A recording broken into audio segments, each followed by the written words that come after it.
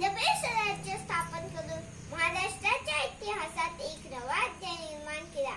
म्हणूनच आज शेकडो वर्ष उलटून गेली तरीही लोकांच्या मनात ते महाराजांचे स्थान अढळ आहे. महाराजांचा पराक्रम, त्यांचे कर्तृत्व सदैव आपल्या लक्षात राहावे म्हणून महात्मा ज्योतिबा फुलेंनी रायगडावर शिवजयंतीची प्रथा सुरू केली आणि तीच प्रथा कायम ठेवत लोकमान्य टिळकांनी सार्वजनिक शिवजयंती उत्सव सुरू करण्याची नवी प्रथा सुरू केली. आज अनेक वर्षानंतरही आपण ती प्रथा कायम ठेवत शिवाजी महाराजांच्या स्मरणार्थ सार्वजनिक शिवजयंती उत्सव साजरा करतो.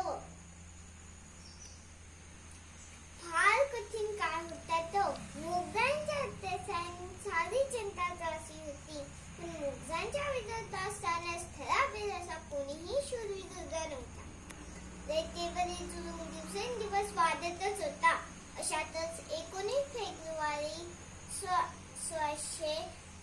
1630 फाल्गुन वैद्य तृतीय हा दिवस जर मुघलांच्या अत्याचाराचा सिरा रयतेसाठी आशेचा नवा किरण घेऊन आला.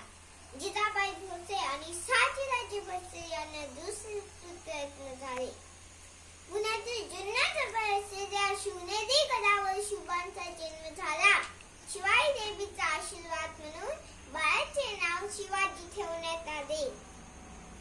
वडील शहाजीराजे यांच्याकडून शौर्याचा वारसा आणि माता जिजाबाईंकडून सुसंस्काराचा अलौकिक वसा शिवबांना लहानपणापासूनच मिळाला.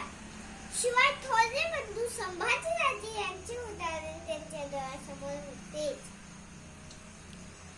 वडील शहाजीराजांच्या कामाच्या व्यापामुळे शिवरायांना वज्रांचा सवार फार कमी मिळाला. तरीही जिजाऊ न डगमगता त्यांनी शिवबांना योग्य संस्कारांनी घडवले आणि स्वराज्याचे बाळ करून दिले. दादोजी कोंडदेवांनी त्यांना युद्धकलेचे शिक्षण दिले. काळ्या कुत्र्याची एखाद्या पंथीचा उजेड पसावा तसे मुघलांच्या राज्यात स्वराज्य निर्माण करण्याचे जिजाऊंचे स्वप्ने शिवबांचा ध्यास बनले आणि पुन्हा एकदा गर्जत होती तेजाची पालखी सह्याद्रीच्या उदरी जागा झाला ज्वालामुखी. विमुक्त केला सागर त्याने मुक्त डोंगर कोरे काळोखाला जनतेजाचे क्षणभर स्वप्न बदे. काळोखाला जनतेजाचे क्षणभर स्वप्न बदे. ते क्षणभर बदलेले स्वप्न प्रत्यक्षात उतरवायचा निश्चय शिवबांनी केला. वयाच्या 16व्या वर्षी शिवरायांनी स्वराज्याची शपथ घेतली. सर्वप्रथम तोरणा किल्ला जिंकून स्वराज्याचे तोरण बांधले. इतक्या वर्ष न थांबता महाराजांनी लोकांच्या समस्या समजावून घेतल्या. त्यांना स्वराज्याचे महत्त्व पटवून दिले.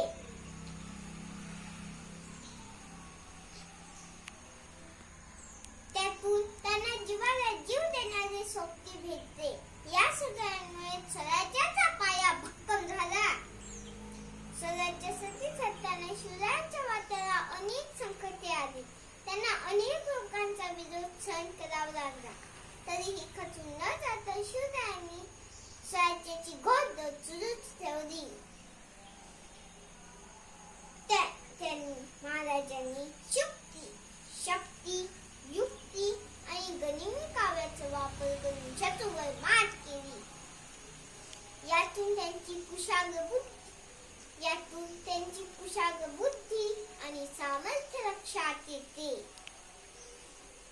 शिवरायांनी शून्यातून उभे केलेले स्वराज्य हे स्वराज्य संपूर्ण रयतेचे होते. या स्वराज्यात सर्व जाती धर्मातील माणसांना स्थान होते. स्त्रियांना मान होता. जातक समजुती परंपरा मोडीत काढल्या जात होत्या. भेदभाव न करता योग्य न्याय केला जात होता. हे राज्य व्हावे ही स्त्रियांची इच्छा. या इच्छेच्या पायावर उभे राहिलेले हे स्वराज्य न्यायाचे, नीतीचे, रयतेचे राज्य होते. हे स्वराज्य निर्माण झाले मात्र छत्रपतींशिवाय झाशीच्या गागाभट्ट या विद्वान ब्राह्मणांच्या हस्ते 6 जून 1674 रोजी रायगडावर हजारो लोकांच्या उपस्थितीत शिवरायांचा राज्याभिषेक करण्यात आला. शिवराय स्वराज्याचे छत्रपती झाले आणि स्वराज्य खऱ्या अर्थाने पूर्ण झाले. त्यानंतर महाराजांनी विश्रांती न घेता स्वराज्याची घडी पक्की बसवली. या धावपळीत त्यांची तब्येत खालावली आणि दैत्याच्या या राज्याने अखेर 3 एप्रिल 1680 रोजी जगाचा निरोप घेतला. महाराजांचा पराक्रम इतका की आजही प्रत्येकाची छाती गर्वाने फुगून येते. असा राजा जो ऐतिहासाठी जगला, एक योद्धा जो अन्यायाविरुद्ध आणि लोकहितासाठी लढला, एक नेता ज्याने गुलामासारखं जगणं नाकारलं आणि जन्म दिला स्वराज्याला. असा थोर राजा आमच्या मातीत जन्माला आला, यापेक्षा दुसरे भाग्य नाही. अशा सर्वांच्या लाडक्या राजाला माझा कोटी कोटी प्रणाम. छत्रपती शिवाजी महाराज की